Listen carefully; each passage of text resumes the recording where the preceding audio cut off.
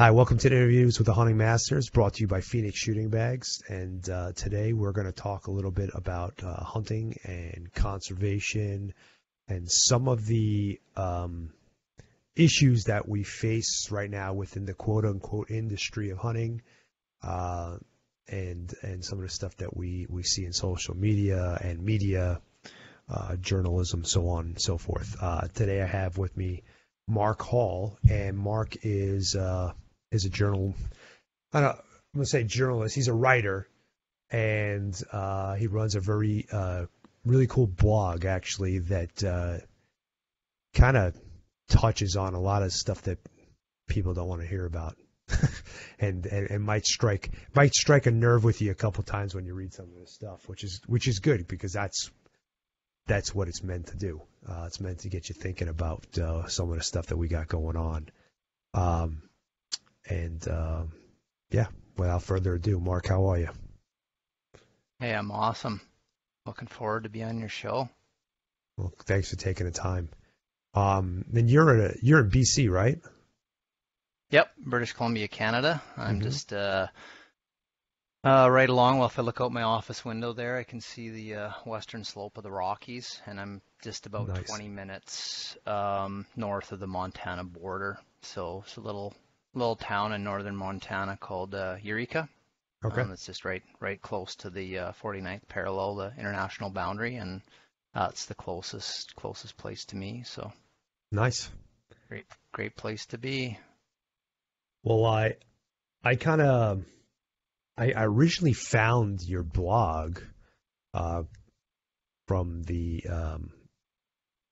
Journal of Mountain Hunting. Right. Oh, Adam. Yeah. Yeah. Yeah. Yeah. Adams. Yeah. We did a blog a couple months ago and he ran an article. Yeah. Yeah. I started working with him just a couple months ago myself. I wrote a few articles for Oh, them, cool. and I was poking around looking at other guys' articles and stuff, and I came across yours, and I started reading your blog, and I was like, wow, this guy's got a really interesting perspective and got a lot of good information. So that's why I brought you on today, because quite frankly,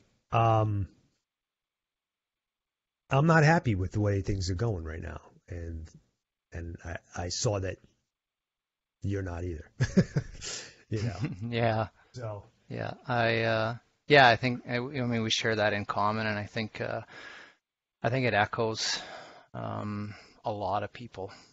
I think if people in the hunting community care and they read what's going on, hmm I think we're in a larger pool of people that are concerned. I think there's a smaller kind of portion of us, I think, are able to kind of drill down on on the topics and articulate it in a way that reaches people. I think the average people have these feelings and these emotions, but they just can't quite put their finger on it. They can't articulate it, or they can't really, have a nuanced discussion about some of this stuff. So, and that's right, kind of where I found, some of my writing is kind of hitting people that way. I do get a lot of feedback, and people are like, yeah, that speaks to me. This is what our family always believed, and that sort of thing. So that makes me feel good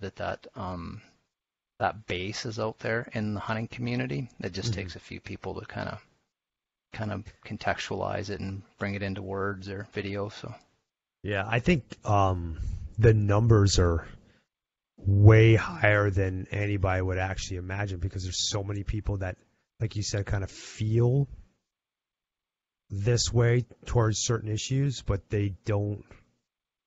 They're either unaware of the true issues at hand. They're not. They're just not informed, because hmm I mean the information's out there if you go searching for it. But as you indicated in some of your articles, it's not there in the mainstream media. And there is stuff in the mainstream media, but it's all this negativity and all this yeah. that stuff that kind of invokes or evokes a emotional response, and most of the time it's anger, but it doesn't, it doesn't really give people the tools uh, to help make the situation better, or to or even just to get a grasp for themselves and on what they can do. Um, Yeah, yeah, totally true. I mean, I have, people write me sometimes, or, they talk to me, and, they tell me they're concerned, they're frustrated, and they're looking for advice on, hey, what can I do? What can I do to help? What can I do, to help conservation? And I say, basically, if your time's limited, the single most important thing you can do for wildlife conservation is to inform yourself. Inform yourself about what the big issues are, mhm. and and and and learn about them. There's probably nothing that's a bigger threat to hunting and wildlife conservation, in a bigger picture, is like what you just said, that people that are uninformed, that don't know. And that's one of the biggest pieces of advice I give is just simply get informed, and try to inform yourself on a topic from as many sides as possible. And a lot of times that means going out to people that have, very different perspectives from ours, and simply trying to understand where they're coming from as well. And Hmm. and and then from there, I tell people then the next step is to start getting politically active, talking to your elected officials, telling them, that you care, that wildlife and hunting matter to you, that you're concerned about what's going on. Help, educate them, informed advocacy rather than just screaming at your elected officials. Give them, transfer some of that knowledge that you've researched, and help guide them. So Yeah. No, you just made me think of a question that I've had myself. Um, for a guy who is limited, that already knows what you just touched on. But what would you say? Let me back up. What would you say is that right now is the three uh, top issues and hunting and conservation issues right now that hunters are facing? What is the three biggest hot hot spots or hot points right now? odd points. Yeah, I think there's kind of maybe two things going on. One would be with hunting, and one would be with wildlife conservation. So strictly on, the way of life of hunting, I think, the three biggest things, yeah, that I say, is I think there's a lack of empathy. And I think that's not just in hunting, it's in society as in a general. If you follow any kind of like public forums on any topic, economy, politics, whatever, sports, whatever it is, Right. there's just a general thing in society now where people are losing respect for each other. People are losing the ability to understand another person's perspectives, Hmm. just simply to understand where they're coming from, and not try to put people in a box, or demonize people because they have different views. And I think that's a big key one in hunting. And I think that's on both sides, non-hunters and their understanding and empathy towards, what hunters are, what we Hmm. do, what we stand for, and the other way. Right. Hunters and understanding non-hunters' perspectives, and just simply saying, hey, it's different than what I believe, but I can respect where you're coming from. Hmm. I think we could be a lot farther ahead if that thing was in place. I think another big one of the big top threes affecting hunters right now is, I think hunters are on the ropes. I think we're back on our heels a little bit in the social forums, Yeah. and we're struggling to try to describe hunting, in 2018. And I think that stems from a couple things. I think hunting as a community, we're stuck in the past we're stuck in trying to describe what hunting was and what it is, where society wants to talk about what hunting ought to be. And that's very difficult for a lot of people, to enter into that discussion, because saying what hunting ought to be moving forward and, in the 21st and into the 22nd century means change. And people don't like change; they resist change. So I think that's that's definitely one of the big ones there. And then I think the other the other third key thing that's affecting hunters, I think, is an in-depth understanding of what society expects from us. Let's put it that way. I mean, the non-hunting part of society outnumbers us, and depending on what state or jurisdiction you're in, it's a pretty substantial difference in that ratio, right? Like little places, like I've heard, like in Vermont and stuff, it's like, I mean, you're talking about hunting, population that's like less than 1%. It's a fraction of a percent of the population. So so it's important, I believe, that we start to understand and tap into what society's expectations are for us. And I think that's a barrier, that we're not doing that. And it's a fairly simple formula. I think I boiled it down to kind of three things and, three pillars that society expects: that the motives of the hunter are for sustenance. I think most people, non-hunters, are okay if you're hunting for food. They expect the character of a hunter to be one whose intentions are, to follow the law, to be knowledgeable, to be skilled, at what you're doing. And then third, that hunters display emotions and behavior that are appropriate for the acts that we've done, essentially taking the life of a wild animal, right? And I think as long as those three things are in place in the eyes of society, most people, unless they have really strong philosophical views about, animal rights, that most people, the bulk of the bell curve, that 80% in the middle, are okay with hunting. Right. And I think that's a big issue that's facing us, is that we're not tapping into that as well as what we could be. I think we're still resisting. Hey, if you're against hunting, well, we're going to put you in this box over here and just try to shut you down, as opposed to going, how does the non-hunters think? How do they see us from their shoes? And how can we come across more authentic? So, and I think those would be kind of the three top things. I think a lot of that has to, I'm going to take social media again, because it's been a blessing and a curse more than a blessing for the hunting industry. And as a non-hunter, you look at a guy standing there behind a big 6-point bull elk or whatever, and you see him smiling, and immediately what goes through your head is trophy. That guy shot that thing for the horns on his head, and only for that.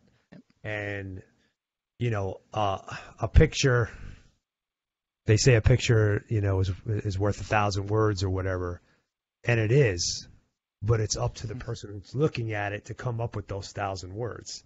So unless your narrative of that photo, it's just going to come off as a grip and grin trophy photo, unless you're able to somehow, in short, because nobody has the time to read anything long, but in a few words, I feel very blessed, or whatever it is that you have to say that shows that you're remorseful, that you're thankful for that animal's life, that you're going to eat that animal, and all those three topics that you touched on.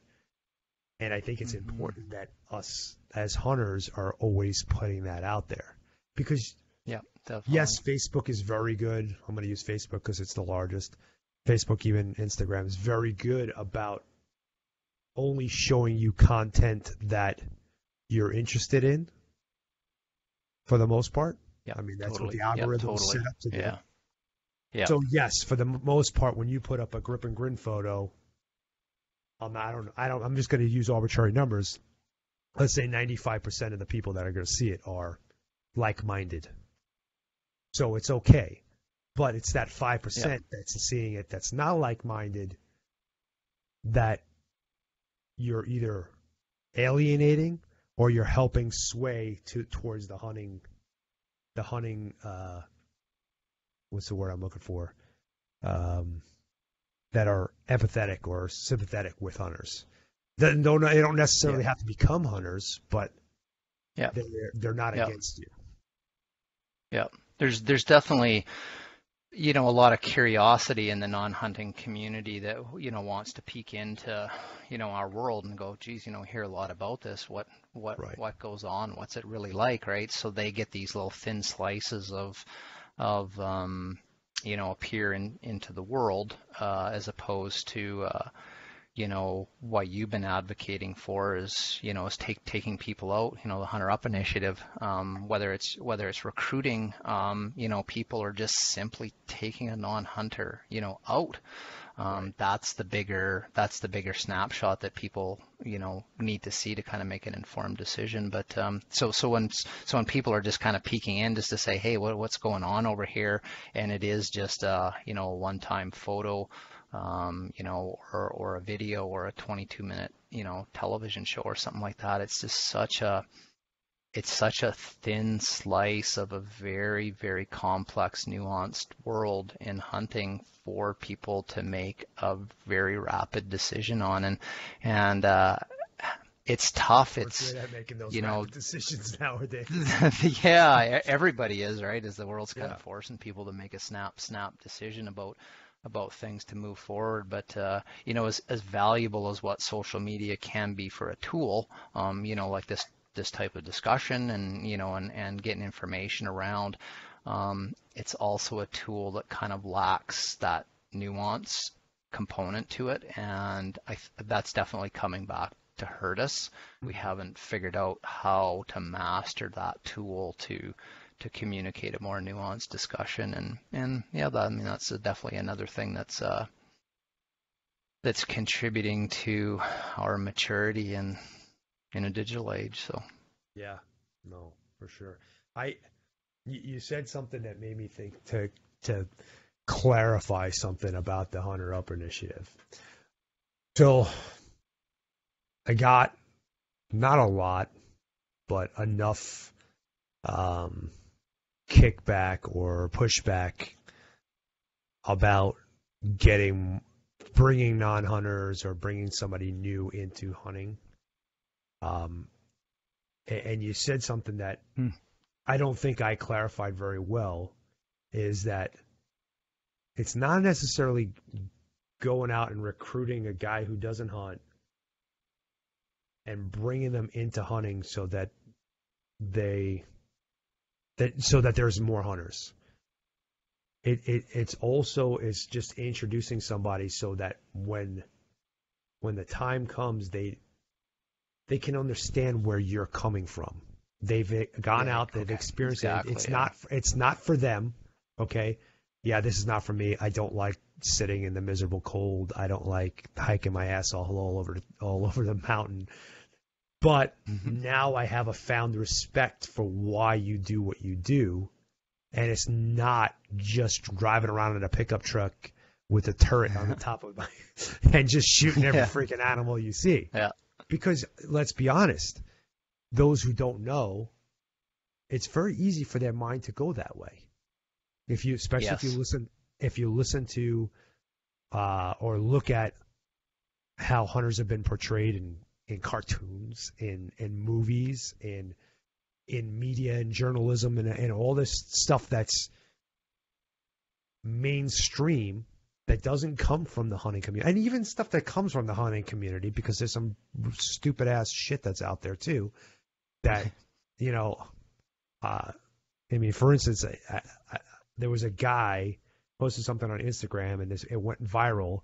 He was running over a hog with his ATV. Like the hog kept charging Mm. him and he kept running it over with the ATV. And I'm like, take this shit down. I contacted him directly. I didn't comment on it. I Yeah. said, I said, if you're a hunter and you believe in hunting, you should take this down because, yeah, it's kind of a interesting thing to look at. Like, it's got the awe factor and whatever, and it's gone viral and it's helping your social media page out because you're getting a lot of traffic. But think about the damage that it's doing. Because every non-hunter that has seen this, you just added another negative picture, negative view in that person's head of what hunters are and how we are. Now, No, exactly. every one of us hunters is this jackass right here running stuff down with Yep. the ATV. Yep. Yeah, I mean it's one of the analogies that that I use is there's a big gap between hunting and the non-hunting community in understanding each other. And that gap, it's only human nature that people want to close that gap to try to understand the other side. And the interpreter that closes that gap is culture, is society's culture, whether it's the culture of the country, of a state, of a community, whatever. There's a culture there, and if they haven't been exposed to the things that you're talking about, like really understanding, everything that goes on in a hunt, then their brain is picking and choosing these things from what they've seen in the world to close that gap to go, oh, this is what that thing is they call hunting. Right. Because I saw this video, I read this article in the newspaper, and I saw this thing on TV, and that's how people close the gap. And it goes both ways as well. I see a tremendous amount of hunters that don't understand non-hunters' views. It's basically if somebody says, "Well, I'm opposed to hunting," then they're just stuck in a box. But there's a lot of different philosophical views for people that are opposed to hunting. I mean, animal rights, that's a very hardcore philosophy that actually extends to human interference in an animal's life in every respect in the world, whether it's using them for food or hunting it, and it even goes against owning pets. I mean, Right. that's against, and even in some cases, actually viewing wildlife, going out on wildlife tours and stuff is seen as a violation of an Yeah. animal's sort of right to live a free and unencumbered life. Then there's animal welfare, which is more concerned about that animals are treated properly. Those are the ones that go on to film sets and to farm operations and say, our principles of humane treatment, in place. So there's different, levels of or different gaps between hunting and non-hunting and going in both Right. directions, and we're both filling that gap in, with our own, Yeah. with our own data that we're borrowing, and definitely for non-hunters to understand hunters that the information that they're pick and choosing from mainstream media is definitely not Not, helping our case. And what you no. said earlier, some of the own stuff, our own stuff that we're putting out there is not helping to fill the puzzle together. So Right. No. I mean, here's my take on, and I don't want to say just the non-hunting, but I'm going to say the anti-hunting. Like, hmm I'm I'm all for you believing in whatever you want to believe in. Oh, here, let me even back up a little bit. I If you're a non-hunter and you're against hunting for, because you're animal rights, or um, you know taking another life, to hmm me, you better be a vegan. If you're vegan, I completely respect your viewpoint, yeah, because if you tell me that going out and hunting is wrong, and then you go down the street and you eat a hamburger, to me, you're a freaking hypocrite. yeah, You know, I've also had fishermen, like, get into it with me on social media, or I had people get into it with me on social media about hunting, and then I go back and I look at their profile and there's pictures of them fishing or whatever, or they're taking selfies again of their steak dinner, and that just doesn't sit with me. Like, I lose my shit, because to me, you're a hypocrite. What is the life of that fish or that domesticated cow? How's that differ from me going out into the wild and shooting a deer? Yeah. Like, Yeah. No, I mean, if you're I mean, vegan and you completely. have that perspective, you know what? I commend you. That's your choice. But again, that's your choice. And I don't impose my lifestyle or my life views and what I want to do on you. Please don't do it to me. That's just like, that's the Yeah. way I've lived my life. Like, I feel that Yep. way about everything, gays, I mean, I even anything you want to, any I've even topic you want to talk about. That's. that's the way you live. Those are your principles. No, I mean, that's great. I mean, I've had this discussion with a few people as well, and even the argument about choosing a vegan lifestyle, to me is not it still isn't even a clean one. Hmm. It's still not an ethical high road when it comes to conservation, kind of at a global perspective, because what is the stats? I think I remember reading this from some United Nations reports that it's somewheres around 50 to 70% of the habitable area of the Earth's surface. So we exclude kind of rock desert, just Right. narrow that down to the habitable, productive land on the Earth. I think it's about close to 70% of that is been converted to agriculture. Wow.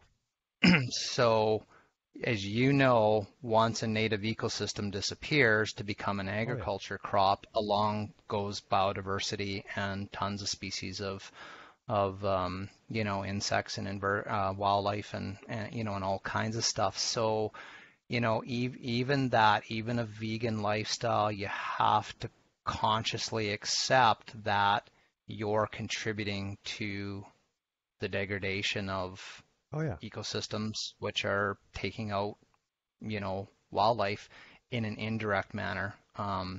And one of the things I've always believed why hunting is on an ethical high road, if you're hunting for, for your protein, is the one thing that hunters are always doing is they're advocating and standing up for the environment and for wildlife habitat, whether Right. it's outright protecting it or conserving it or managing it properly, because it provides the home for biodiversity Right. and all this wildlife of which we're harvesting, a tiny percentage of the species that depend on these ecosystems. So, from an ethical point of view, it's like, yeah, that's where my protein comes from. And Yeah. so I'm going to want to protect the garden, which benefits everything. Where if that's converted to agriculture to feed more and more mouths, the more people that convert, you know, to strictly a vegetarian or vegan lifestyle, that somewhere around the world some Something's ecosystems got suffering. to go Yeah. by the wayside to provide for that. So the way I look at it is I'm the same thing. I totally respect, people that are making that choice because they're making it from a good place. They're saying, Right. hey, I want to lessen my impact on the earth and try to live more sustainably. So I'm making this choice and I'm doing the same thing. And I have these reasons why Right. I choose to get my protein from the wild. And so I see us both as, individuals trying to make sustainable choices in this world right now. And Hmm. that's a good thing. That's not anything to separate us over, the choices of what we put in our mouth. So, Right. No, I mean, even if you back up and go to the simplest form, let's say there is no crops, and you're a vegan gatherer. Okay, you're still competing with wildlife. You're still taking food from them, yep, to feed yourself. So, yep, really, at any level, it's it goes back to what you were saying right now about hunting. if you're going to be taking, you got to be putting back. And hunters do that. Yep. Even the guy that's not hunting to feed his family, he's sport hunting. He's going to eat it. He's not going to let it go to waste, or somebody's going to eat it. It's not going to go to waste, but his intentions are not. He's not a quote unquote meat hunter. He does it because he enjoys hunting or whatever. Mm-hmm. In the end, it's a put and take. You know, he's putting back. He's giving back as much as he's taking. You know, where I think on the opposite end of the spectrum, for the most part, there's no system in place for that. There's no excise tax on when you go to buy carrots that puts money back into habitat for conservation. Yeah, exactly. There's not. Okay. Yeah. And yeah. And yeah. I guarantee I mean, there's people in the world working on trying to do that kind of stuff, ecological goods and services, that whole field. So I mean, there is some yeah, they're working on it, but good luck trying to convince the whole whole other 80 I mean, the other part of this kind of moral ethical discussion, or around food, part of the nuance in this discussion has to do around the sentience of living beings, right? So I mean, we're typically hunters are harvesting animals for food that are, I guess people would consider more sentient beings, right? I mean, we do know animals have personalities and characters, and and they think and do stuff and plan things out, and they have a higher level of sentience, and so people start to kind of rank food by this scale of sentience, right? Mm-hmm. And when you get down to plants, now all of a sudden it's sort of like, well, that's okay because these aren't sentient beings, right? They don't Mm-hmm. feel. But I mean, man, there's some stuff out there in science. Here in British Columbia, there's a scientist at the University of British Columbia in Vancouver that's got some really interesting research out. She's on TED Talks. I think her name's Dr. Simone, where she's been studying old growth trees in coastal British Columbia, and she's actually discovered that in these old growth forests, the trees are actually like they connect their roots together. Different trees, the roots kind of weld together. Wow. Then they can actually start to communicate and flow nutrients and stuff back and forth. And there's kind of a, I mean, for any better sense of the word, community, they're actually communicating with each other. And one of the bizarre things that she's discovered is in a forest with all these trees and all this different progeny and all these different, parent trees, if something happens, like say drought stress, that a big parent tree through root grafting actually can tell which of the trees it's grafted to are its own progeny, and it will preferentially export nutrients and water to just its own offspring.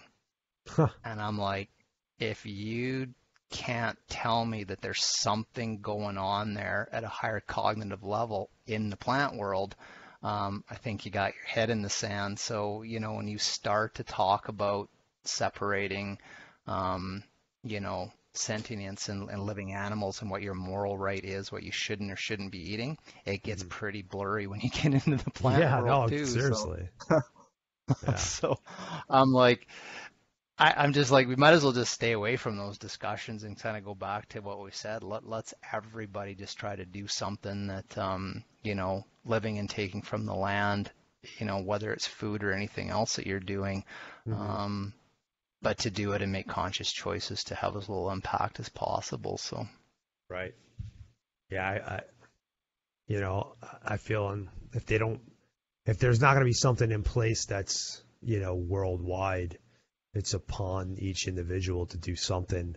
And it might just be as simple as not throwing your freaking gum wrapper out the window, just taking steps, lessening your carbon footprint, or, whatever, so that you are giving back to the stuff that you're taking. And yeah, totally. Yeah. Um, let's go back to you wrote an article on. I'm trying to remember the name of it because there's two that kind of are somewhat they're similar, but they're not the same. Um, it was the hunting industry. Mm, yep. I remember your cartoon more than anything, the coffin. Now the arm sticking out. That was a great cartoon, by the way. Um, Yeah. It's one of the tricks I've learned about how much your posts get around the world hmm is whenever I've included my own cartoons, Okay. they go wild. If I Yeah. use a stock photo, they don't Yeah. travel as far. So Yeah. that one traveled far because it had a had hand-drawn cartoon as the Yeah. No, yeah. that's So there was that one, which is the one that you first reached out to me about. I yes. think it was called the hunting industry Our worst uh, enemy, I think. savior saboteur. Oh, Savior Saboteur. That's what it was. Yeah.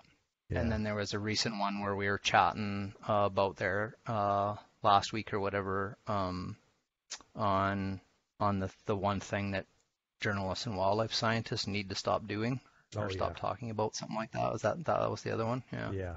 Why? Let's talk about that real quick. What the journalists and Hmm. wildlife biologists.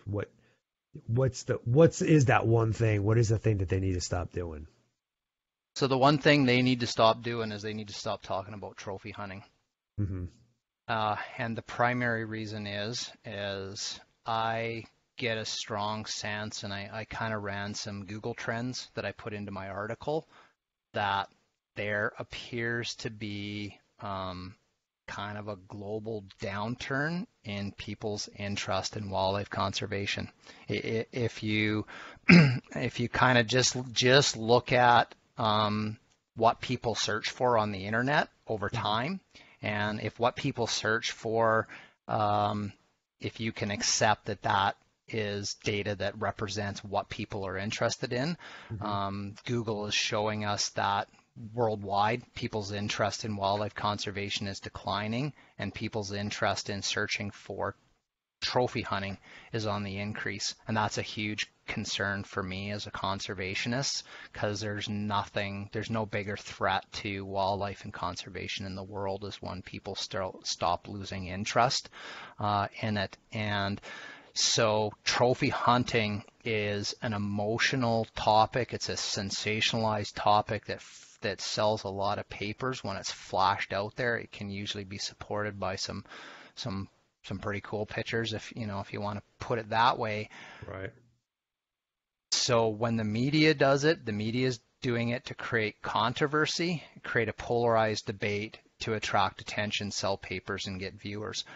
When wildlife scientists are using the word trophy hunting, or their research trophy hunting, they're kind of doing the same thing. They're using it to draw attention to themselves, to their work, to their branding. Wildlife scientists should be talking about wildlife biology, and the impacts of hunting on wildlife, or the impacts, of anything, on wildlife, and making recommendations on society.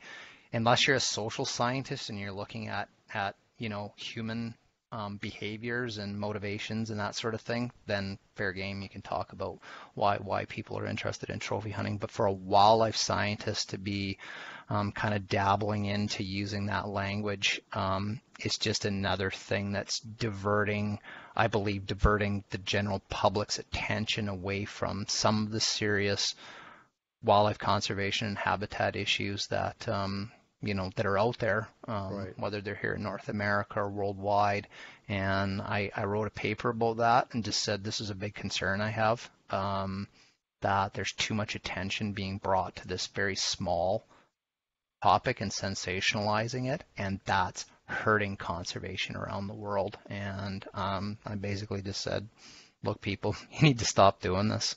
hmm There's a higher purpose, to be served here. And the higher purpose of media and journalism, I believe, is to start informing people, about what's going on in the environment, what's threatening biodiversity, and being the conduit between these issues and politicians. I mean, my God, we've seen it here in the province of British Columbia that our elected officials are strictly using media to guide wildlife management decisions, and that's how we lost the grizzly bear hunt last year.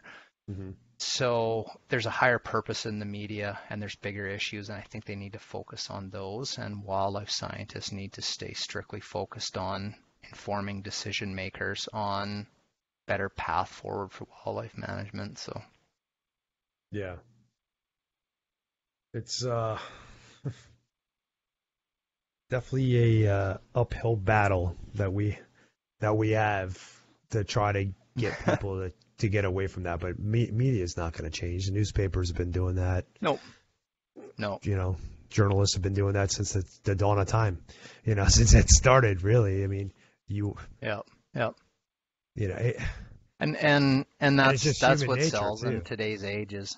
Yeah, I mean it's human nature to, be to not look away when there's a car accident kind of thing, Yep. right? And And took the words right out of my mouth.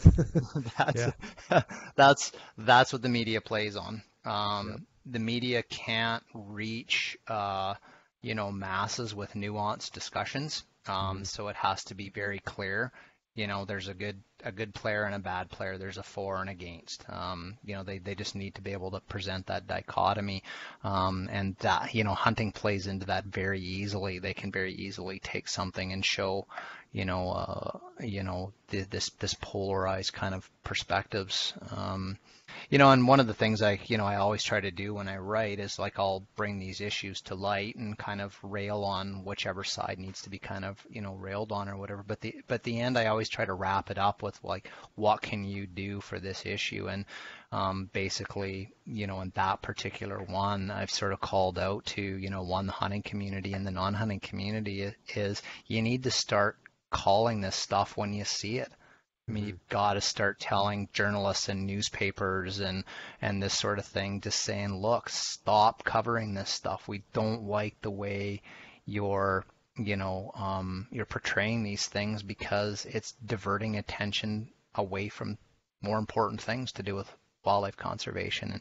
And I think even the media itself is going to react to that. If its viewers say, look, we don't like this, it goes up the corporate tower pretty quickly and things change. So the power lies with the people. And that's just one of the topics where I've kind of asked people to start jumping on people saying, look, stop talking about this. Move on. Yeah. No, it's smart. I'm curious to see if anybody will to do anything about it. It's gonna be that if there was a fourth thing we added to that first part of our discussion, what's the thing that's hurting or hindering hunting? And I think that's it. It's mobilizing people into action. And man, it's hard. It's like, hey people, great, you're concerned about this, you're complaining about it, let's do something. Here's how you can do it. And then all of a sudden, like crickets, right? Yeah. It's crazy. So, I've always kind of known this, not always, but ever since I got into the whole social media thing and, self-promoting and whatnot, that unless there's something like some immediate like reward for somebody or a chance at something, it's very hard to get anybody to do anything that you want them to do. No. Whether the end game is like, for instance, this is really for everybody. I'm not doing it for my own personal gain. So let's talk about the Hunter Up initiative.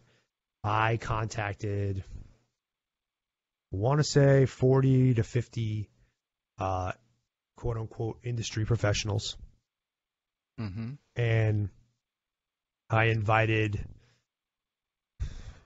half of them, so that my top 20 of the 40 to 50, I invited them to get on a I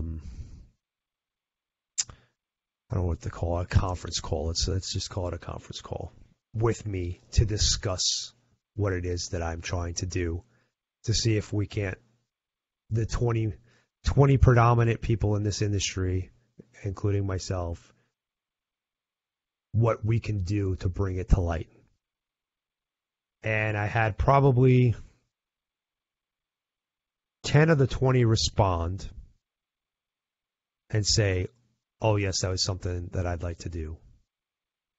And in the end, the day of, or leading up to the day of, I hadn't had a single one of those 10 confirm and actually get on the conference call with me to discuss it.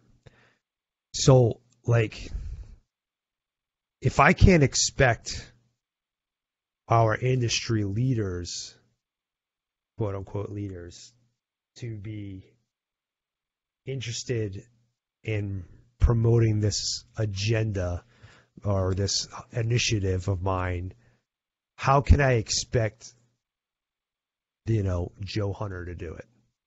It's like, Yeah. Yeah. You're an industry professional. You understand what's going on. You've been around.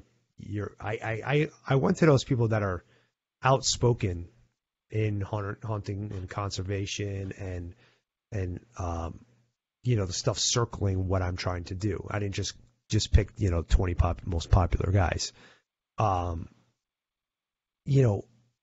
If these guys don't want to take time out of their day to do that, how do I expect somebody who's not engulfed in hunting, not entrenched in what the industry? How do I expect somebody who's not to do this stuff? And I can't. And it's like, it's sad. I felt frustrating. Yeah, that's frustrating. I was a little angry. I was frustrated, but more than anything, I was deeply saddened. I was saddened by the fact that there wasn't like, oh yeah, John, yeah, let's do this shit. Let's make this happen. Yeah. Let's at least one day, 2 days, just launch everything out there and put it out there so that maybe between us 20 influential people or the 50 that I initially contacted, go out and say, or let's put this out there for a couple of days and maybe we can touch 0.5% of our following or 0.25% of our following. Freaking 3 people that follow us each. That's another 150 people. You know what I'm saying? It's like, yeah, it's. I lost a lot of sleep over it because I was like, you know what? Yeah. I was thinking to myself, it's either one or two things. Either people just don't give a shit about it enough it's not affecting them enough directly right now that they just can't see the big picture, or I'm just that insignificant of a person in the industry and they just don't have time for me. And I'm hoping that it's the second of the two, because you're not hurting my ego. I could give two shits. Yeah.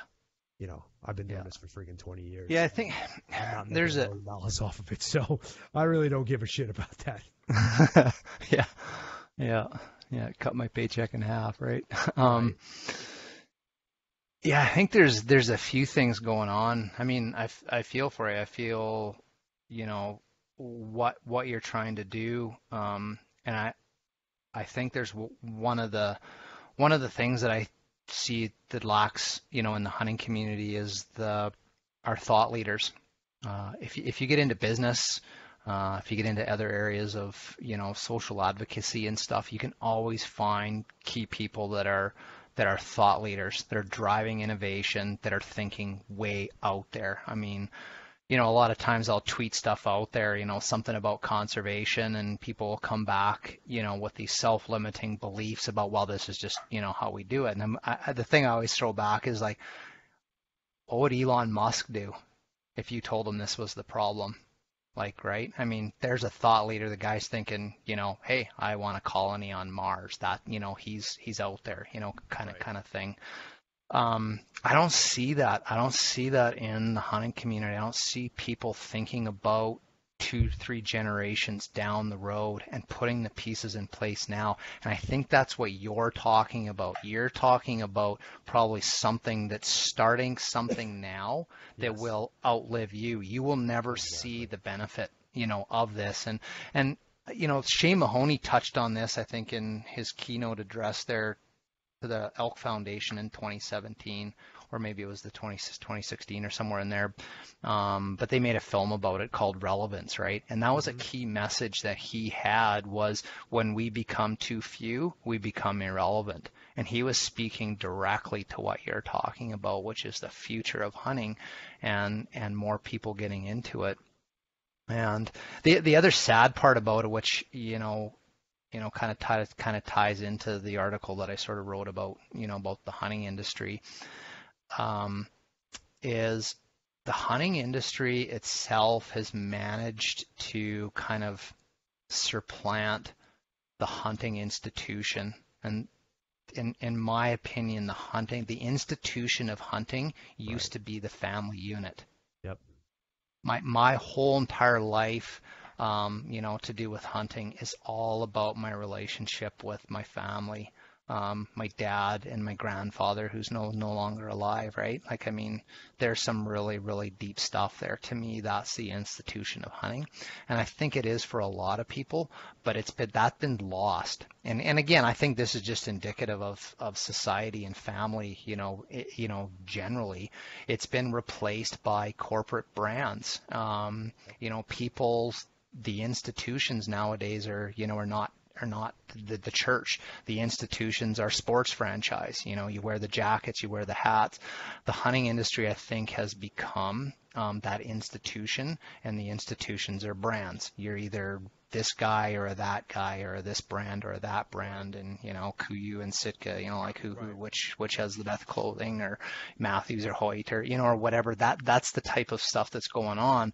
So that to me confers a tremendous amount of responsibility on these people that you were trying to reach out to say, you're the institution now. You have to be the thought leaders, because this is what the people are looking to say, where do I need to go? When I was younger, I would be looking to my grandfather and my father, just saying, what's right or wrong here? Where should I, how should I be pointing myself, right? And it's not for a lot of people that way, and it's sad that it's not, but that's the real world. And I think if some of these things are going to change, it's going to have to be those key people that you're trying to reach out to, saying, folks, this is a direction we got to go. I'm willing to risk my reputation. I'm willing to risk my brand and my corporation, but we have to start going in this direction. So. Yeah. I mean, in some aspects, we got to be thankful that the brands became the institution. Um, you know, because hunting as we know it could be a lot worse now already in this day and Yeah. age. And Yeah. and I brought this up in that article that I wrote, is that the only thing that keeps hunting going is, and I simplify it by saying greed, but what I mean by that is hunting, even though we're a small community and our numbers are tiny, is such a big money making industry that the Yep. government can't ignore us. Totally. And if it went away, hunting went, let's say tomorrow, there was no more hunting.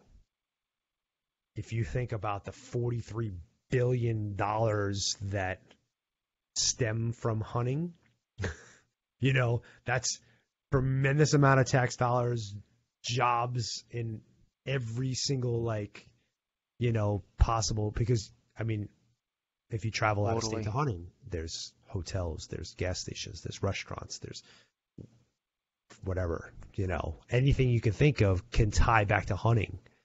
And it's been such a part of the United States since the United States has been the United States, that you're taking away a giant chunk, and I think people take that for granted. Oh, Mm. it's not going to go away because that's it's American. But there's been plenty of American things that have gone to the wayside that are no longer, you know.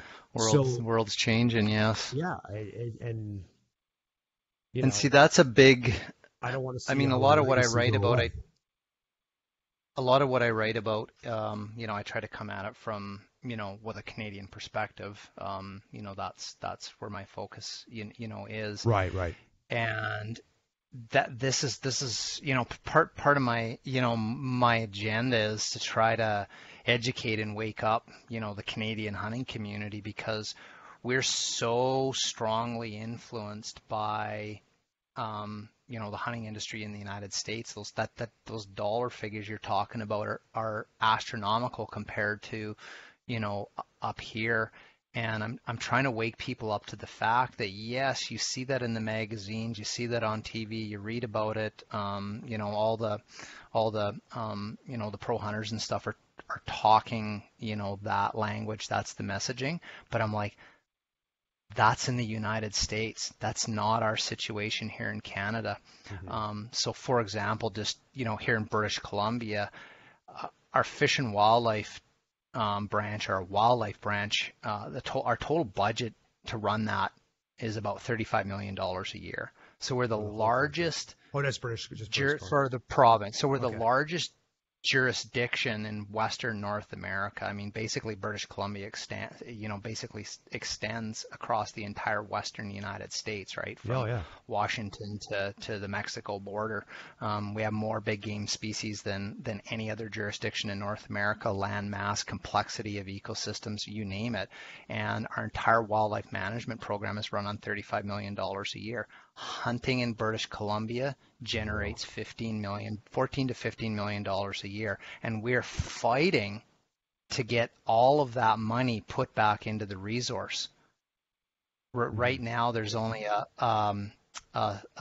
small levy that comes off of our hunting licenses and tags that's dedicated back to wildlife conservation, and it's in the order of magnitude of $2.5 million a year.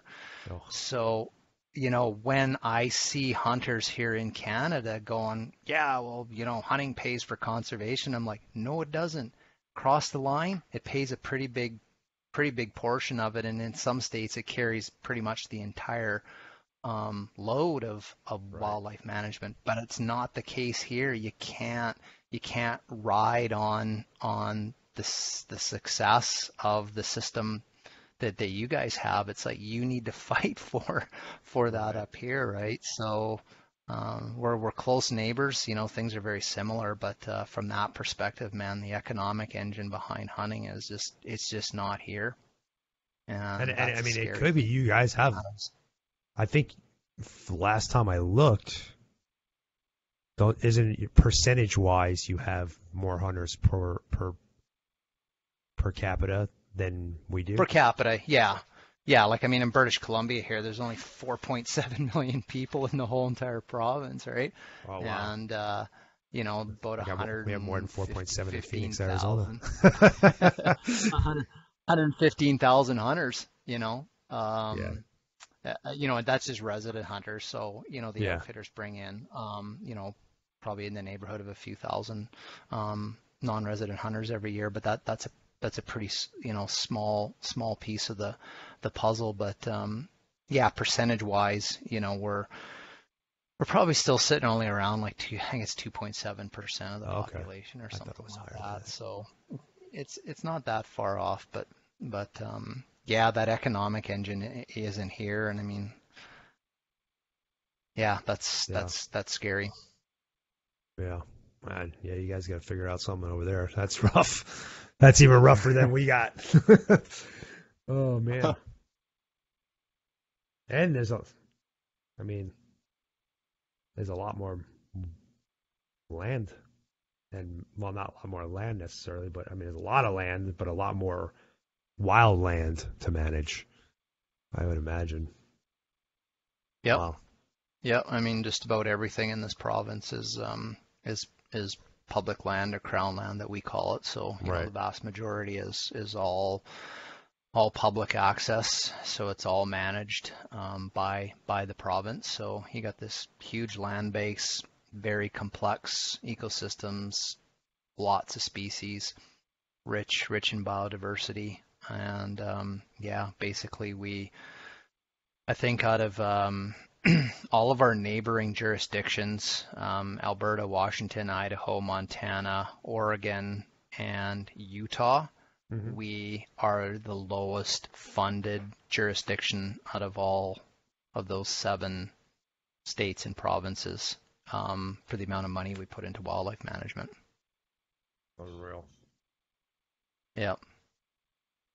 Well, I'm a little depressed And you now. do get people that complain about increase. You do get people complaining about the price of hunting licenses and tags, and it's Yeah, like, like come I on, don't know. I guys, don't get you it. could And triple the.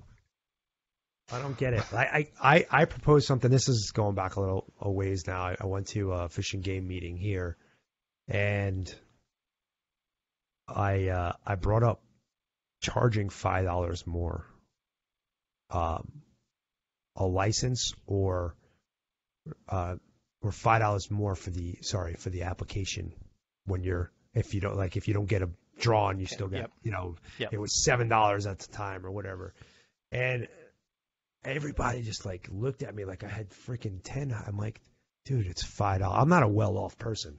I mean, I bust my ass every day to put food on the table for my family, and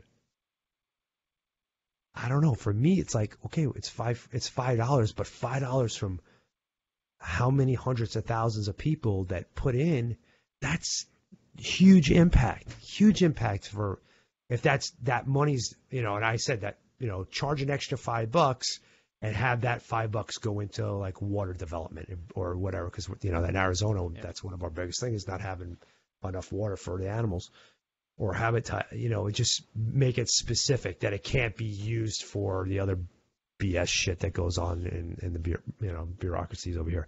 But yeah, man, I couldn't get over how many people were like angry that I would even suggest something like that. Like I don't know. Hmm. It's not like our resident tags and stuff here. And I'm just using Arizona as they're not ridiculous. I mean, it's like $42 for a deer or whatever. I travel, and maybe because I'm a guy who travels out of state, and I paid $500-600 to go, for a tag, and the whole Yeah. trip cost me $3,000-4,000, whatever, just driving there and gas and food and everything else. Ta- Um, Tags were the cheapest part of the trip. yeah, Yeah. come on, I mean, what? But they have the greatest potential to generate revenue for conservation. So, Exactly, exactly. yeah. So what the hell's another Yeah. I five mean, bucks? I don't believe in things getting so high priced that it becomes Yeah, elitist. But I definitely think, even if things were doubled, yeah, the average person could still, yeah. still But afford that, and I'm not and the even. cumulative effect of that money would be significant. And I I mean, think. it's one of the things we faced here in British Columbia when we lost the grizzly bear hunt Uh huh. is, there was some outside organizations did an economic impact assessment of the grizzly bear viewing industry on coastal British Columbia and compared it to, I think they just compared it primarily to the money that was made, from guiding Okay. foreign hunters for grizzly bears, and like wasn't even close. Oh yeah. There was some flaws in how the study was done. I mean, it was biased and stuff like that. But the general picture is viewing generated a lot more money. So as Mm. soon as hunters are like, well, hunting pays for conservation and stuff, and they're like, well, actually, this non-consumptive use over here generates a whole lot more, right? So Right. that was attractive to politicians in their decision making. So, that's another message I've got out there to people is like there's a component of this is an economic war. So if you want to maintain your relevance, and Hmm. sometimes when it comes to politicians, like we talked earlier, whether it doesn't matter what it is in society, sometimes the bottom line is it employing people and is it paying its way in generating a tax base? That's fundamentally, the bottom line for a lot of elected Honestly, officials. you said And there's a man, if we component of don't, it. Oh, sorry. Go ahead. I'm sorry to cut you off. Yeah, I mean, if we don't start, bringing up that net worth, then Right. it becomes an easy trade-off for politicians to make. So I'm like, man, you need to suck it up and start paying a lot more if you want to stay in the game. So Right. Well, I mean, you said it's a component. Honestly, I think when it comes to politics and the government, the almighty the dollar is component, it's the component. yeah, It's the number one. yeah, It really is. yeah, no, And no, I think so. Yeah, I was gonna say, like, for me, I think if the United States as a whole, and Canada, this would work for you too. If there was, like, again, I'll just use $5. If every single person out there that bought a tag, in state, out of state, paid an extra $5 per tag that they buy or per hunting license that they buy that went specifically to conservation, like specifically towards a specific conservative or conservation goal, I think yeah, that would be huge. And what would that mean for you? Me, I buy 12, 14 tags a year. I mean, that's more math than I could do in my head right now, but what is that, 100, like $125, you know? yeah, yeah, Uh, it's not going to make or break me, but that, and I don't know what the tag numbers are, but I'll just use 13 million hunters in North America. 13 million times $5. There you go. $65 million. $65 million dollars that goes right back into that wherever state it's collected in goes back to that state's conservation. That's huge yeah, money. totally, That's huge totally. money. That's more than freaking BC has for that's 2 years. You know what I'm saying? To- But Yeah, no, exactly. it's like, Yeah. yeah, And it's these types of sort of, I guess if you want to call them cross-border discussions, I think are they're more important than ever right now in North America. And and last year, when the discussions, that were going on over the grizzly bear hunt in British Columbia, I wrote a lot about it. I got a lot of blog articles up there, just sort of painting the picture of how this whole thing was unfolding, how hunters were failing to resonate with the non-hunting community, to explain why they wanted to hunt grizzly bears, and why the folks that were trying to get the hunt stopped were so successful at what they were doing. I wrote a lot about that. mm-hmm. One of the things I did write about in there, which was a frustration of mine, was basically the lack of attention from the North American and the international hunting community on this issue. And there are a lot of issues, here in Canada, whether they're conservation issues or whether they're, hunting related ones. But I really, really believe we've got to start having stronger cross-border dialogue to educate each other and start approaching these types of things like we're talking about, like, funding and hunting and stuff. We need to start talking about them from a North American perspective. We stand on the North American model of wildlife conservation as, our tenets of that support the argument for hunting in North America. And so I think we need to continue to stand on that. And when we have these bigger discussions about the future of hunting, recruitment, the amount of money that it contributes to the economy, I think we need to blow this discussion up into a North American one. Oh yeah, for sure, absolutely. Well, cool. I'm sure we could sit here and go back and forth about every little aspect for the Yeah, next it's 3-4 big. hours, but unfortunately, and you and I are talking with each other, probably not gonna solve those issues. And what's sad, what's even more sad is, and I hope that I'm wrong, and you and I will have this discussion in a month or two, or we'll talk about it in a month or two, or a month or two after this has aired. I guarantee you that this particular podcast will have less downloads than my typical podcast. Well, my typical podcast is about hunting tactics and and Yeah. and trying to become better hunter, help others become better hunters and so on and so forth, be more successful. Um, I'm very curious. I hope I'm wrong. But I have a feeling people are going to look at the title, be like, not really something I want to listen to. Because I feel No, like I there's a hear lot you. of people Yeah. that don't have time, or at least they don't think they have time to care about it. Because Yeah. it's not directly affecting them right now. But if you have kids or you have grandkids, it will affect them, and it most certainly will affect their kids. So Yeah.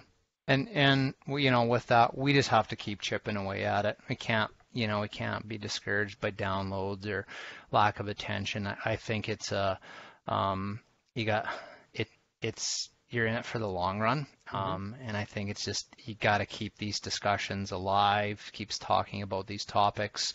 Like you said, sometimes I write stuff that strikes a nerve with people because I don't have a problem if there's things going on in the hunting community, and I'm like, this needs to change. Like right. I'll rail on it as much as what I'll rail on people that are against hunting for basically using tactics and methodologies and stuff that are very disrespectful or false information and stuff. So I don't have a problem because wildlife conservation is the most important thing to me, and that's where we all need to be pointed. But these discussions, we just got to keep moving them. And anybody that'll listen, and if it changes one person, to me that's a victory. Yes. And we just got to keep at it, man. Just keep at it. Yeah, and don't get me wrong. If it sounded like I was saying it's not worth it, No, I know what you it's mean. not. I mean, you do the same thing as me. You kind of get up, and then something kind of brings you down. But our long term, if you draw a line through those ups and downs, our outlook, guys like you and myself, and others that feel this way, as long as our long term dedication to these things and our outlook maintains, is positive, it is realistic, but it's optimistic. Right. That's the course to hold steady and yeah, I think at the end of the day we will make a difference if we stay true to those messages. Awesome. Well, thanks for coming on. Yeah. Give our listeners where they can find your blog and find out more about you. So yeah, it's pretty simple. It's just hunterconservationist.ca. Cool. And everything's there. Yep. Yeah, Perfect. you'll read a little bit about me. You can reach out to me, and yeah, all the blogs are there. Quite a diversity of topics and stuff. So yeah, I started reading your one about the burns. I started dipping into a little bit, but then I got sidetracked. Yep. I will put Mark's URL to his blog, his address, his web address in the show notes, so you'll be able to click on it straight from there. All right, yeah, Mark. love to hear from people. So it keeps me motivated. So yeah.